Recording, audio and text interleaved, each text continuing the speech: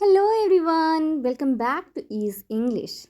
In today's video, we will learn lot of new and interesting daily use advanced English sentences which are very useful in our day-to-day life. To be a fluent speaker, you have to watch the whole video and do practice with me. Guys, this is Vani Yadav and you're watching the channel Ease English. Before going to start the video, I request you all, if you are new in the channel, do subscribe to the channel. And if you are already a subscriber, then hit the like button and share the video. So without further ado, let's begin. First sentence है मुझसे झूठ मत बोलो, जिस बात को हम English में कहेंगे don't lie to me. Don't lie to me. For example, आपका फ्रेंड किसी बात को लेके परेशान है या फिर आपका भाई जो है किसी बात को लेके परेशान है. जब आप उससे पूछते हो कि तुम्हारी परेशानी की रीज़न क्या है, तो वो आपको नहीं बताता है, घुमा फिरा के कुछ और बता देता है और आप उसका झूठ पकड़ लेते हो. तब आप कहते हो ना कि मुझसे झूठ मत बोलो. आप उसको कहिए don't lie to me. Next sentence, मैं मजाक कर रहा हूँ. बोलेंगे I am kidding. I am kidding. For example, आपने कोई बात कही और आपकी फ्रेंड को वो बात बुरी लग गई. तब आप उसको समझाते हुए बोलते हो ना कि यार मैं तो मजाक कर रहा था, मैं मजाक कर रहा हूँ. तो अगर ये बोलना है कि मैं मजाक कर रहा हूँ, आप बोलिए आई एम किडिंग. और अगर ये बोलना है कि मैं मजाक कर रहा था, तो आप बोलिए I was kidding. Next sentence, तुम्हें शर्म आनी चाहिए. इंग्लिश में बोलेंगे यू शुड बी अशेम्ड.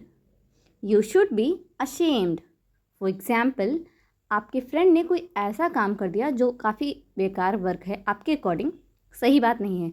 या फिर ऐसे कर देते हैं ना, कभी कभी बच्चे, अच्छे बच्चे होते हैं, चीटिंग कर देते हैं. तो अगर आपका फ्रेंड कुछ ऐसा कर देता है और आप उससे कहना चाह रहे हैं कि तुम्हें शर्म आनी चाहिए, आप उसको बोलिए you should be ashamed. Next sentence, मुझे शर्मिंदा मत करो. इंग्लिश में बोलेंगे don't embarrass me. Don't embarrass me. For example, आपके पेरेंट्स अक्सर आपसे कहते हैं ना कि बेटा अच्छे अच्छे मार्क्स लेके आओ, ऐसे गंदे से नंबर लाते हो तो मुझे शर्म आती है, तुम लोग मुझे शर्मिंदा मत करो. तो उन्हें कहना चाहिए don't embarrass me. Next sentence, आप मुझे गलत समझ रहे हैं. इंग्लिश में बोलेंगे you are taking me wrong. You are taking me wrong. For example, जैसे क्लासरूम में एग्ज़ाम हो रहा है और टीचर ने आपको देखा कि आप पीछे टर्न हो, तो वो अगर ये समझ लेते हैं कि आप चीटिंग कर रहे हो, तो आप उन्हें बताते हैं ना कि सर आप मुझे गलत समझ रहे हैं, मैं ऐसा कुछ नहीं कर रहा था. तो अगर आप ये कहना चाह रहे हो कि आप मुझे गलत समझ रहे हैं, आप इंग्लिश में बोलिए you are taking me wrong. Next sentence, हिचकिचाओ मत. इंग्लिश में बोलेंगे don't hesitate. Don't hesitate. For example, आपका बच्चा है जो अपनी बात कहने से डरता है, वो थोड़ा हिचकिचा के अपनी बात बोलता है. तब आप उसे समझाते हो ना, बेटा अपनी बात आराम से बोलो, हिचकिचाओ मत. आप उसे कहिए डोंट हेजिटेट. नेक्स्ट सेंटेंस, ज़रा संभाल के. बोलिए mind your language. Mind your language.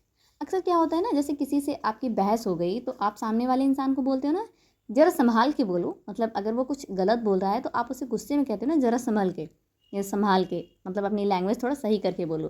तो आप उसे इंग्लिश में कहिए mind your language. Next sentence, समझने की कोशिश करो. इंग्लिश में बोलेंगे try to understand. Try to understand. For example, आप किसी रीज़न से एक दिन अपने ऑफिस नहीं जा पाएँ, तो जो आपके बॉस होते हैं वो आपको काफ़ी गुस्सा कर रहे होते हैं. तब आप उन्हें जब एक्सप्लेनेशन देते हो तो वो आपकी बात नहीं सुनते हैं. तब आप उन्हें पोलाइटली बोलते हैं ना, सर समझने की कोशिश तो करिए. तो आप उनको कहिए try to understand. Try to understand. Next sentence, क्या मैं वजह जान सकता हूँ. इंग्लिश में बोलेंगे may I know the reason. May I know the reason. For example, आपका फ्रेंड आपसे किसी बात से गुस्सा है. आपको ये पता है कि वो गुस्सा है, बट क्या रीज़न है वो नहीं पता. तब आप उससे कहते हो ना, अच्छा गुस्सा क्यों हो, वजह तो बताओ, क्या मैं वजह जान सकता हूँ तुम्हारे गुस्सा होने की. इंग्लिश में आप पूछिए may I know the reason. Next sentence, उसकी जिम्मेदार तुम हो. कहेंगे you are responsible for that. You are responsible for that. For example, मान लीजिए घर में कोई फ़ैन चल रहा था, सडनली वो चलना बंद हो गया. आप स्विच बोर्ड के पास थे, तो आपको सबने देख लिया कि तुम वहाँ कुछ कर रहे थे और आपने ही कुछ किया है. तो सारे घर के लोग ब्लेम करते हैं आपके ऊपर कि जो फ़ैन ख़राब हुआ है इसके ज़िम्मेदार तुम हो. तो अगर उन्हें ये कहना है कि इसके ज़िम्मेदार तुम हो, उन्हें कहना चाहिए you are responsible for this. और अगर ये कहना है कि उसके ज़िम्मेदार तुम हो तो कहिए you are responsible for that. Next sentence, मैं यूं ही कुछ पूछ रहा हूँ, कहेंगे I am asking this without any reason. I am asking this without any reason. For example, आप अपने भाई से पूछते हो कि भाई तुम्हारा कल का शेड्यूल क्या है, कुछ कर रहे हो? तो वो पूछता है ना कि क्यों मुझसे ये बात तुम पूछ रहे हो। तब आप कहते हो ना नहीं बस मैं यूं ही पूछ रही हूँ, कोई बात नहीं है, बस यूं ही पूछ रही हूँ। तो आप कहिए आई am asking this without any reason. Next sentence, क्या बेहूदगी है, इंग्लिश में बोलेंगे what nonsense. What nonsense. For example, आप कोई काम कर रहे थे और आपकी सिस्टर आके आपके काम में थोड़ा कुछ गड़बड़ कर देती है। आपको बहुत तेज़ से गुस्सा आता है और आप उसको कहते हो ना कि ये क्या बेहूदगी है। आप बोलिए what nonsense. What nonsense. Next sentence, कितनी शर्म की बात है, इंग्लिश में बोलेंगे what a shame. What a shame. For example, अक्सर क्या होता है जैसे बोर्ड के रिज़ल्ट आया और कुछ बच्चे तो बहुत अच्छे ग्रेड से पास होते हैं लेकिन कुछ बच्चे फेल हो जाते हैं। तो जो उनके नेबर्स होते हैं वो उस बात को काफ़ी बढ़ा चढ़ा के बोलते हैं कि कितनी शर्म की बात है, वो फेल हो गया। तो अगर ये कहना है कि कितनी शर्म की बात है तो उन्हें इंग्लिश में बोलना चाहिए व्हाट अ शेम। बट ऐसे किसी के बारे में बात नहीं करनी चाहिए, गलत बात होती है। नेक्स्ट सेंटेंस, ज़्यादा भाव मत खाओ, इंग्लिश में बोलिए don't act so pricey. Don't act so pricey.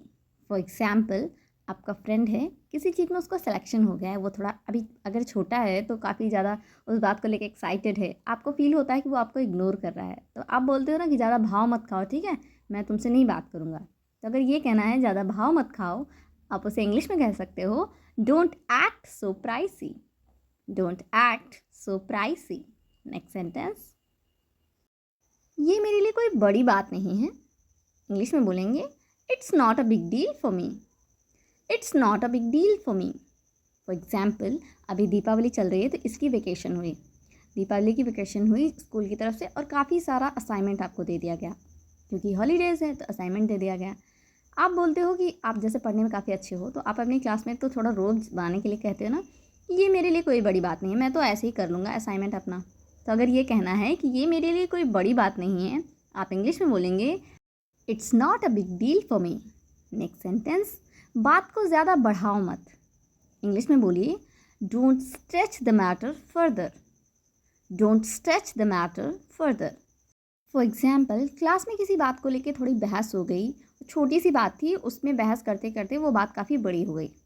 जब क्लास मॉनिटर आता है तो वो बोलता है ना अरे यार इसको ख़त्म करो, यहीं बात को ज़्यादा बढ़ाओ मत। अब वो इंग्लिश में बोल सकता है don't stretch the matter further. Next sentence, चिंता मत करो, ये कोई बड़ी बात नहीं है, इंग्लिश में बोलेंगे don't worry it's not a big deal. Don't worry it's not a big deal. For example, आपके टीचर ने कल बताया कि अपकमिंग डे में आपका जो है सरप्राइज़ टेस्ट होगा। आप लोग काफ़ी शॉक्ड हो जाते हो, काफ़ी परेशान हो जाते हो, तब आपस में एक दूसरे को समझाते भी हो कि ज़्यादा चिंता मत करो, कोई बड़ी बात नहीं है। तो आप इंग्लिश में कहिए don't worry it's not a big deal. Alright guys, that's all for today. I hope आपने वीडियो को पूरा देखा होगा, सेंटेंसेस बहुत ध्यान से देखे होंगे, सेंटेंसेस आपको काफ़ी इंटरेस्टिंग और अट्रैक्टिव भी लगे होंगे। वीडियो अच्छा लगा हो तो प्लीज़ वीडियो को लाइक ज़रूर करें, ज़्यादा से ज़्यादा शेयर करें अपने फ्रेंड्स और फैमिली के साथ। चैनल पे पहली बार विजिट कर रहे हैं तो प्लीज़ चैनल को सब्सक्राइब करना बिल्कुल भी ना भूलें और हाँ, अपने वैल्यूएबल कमेंट्स करना बिल्कुल भी मत भूलना।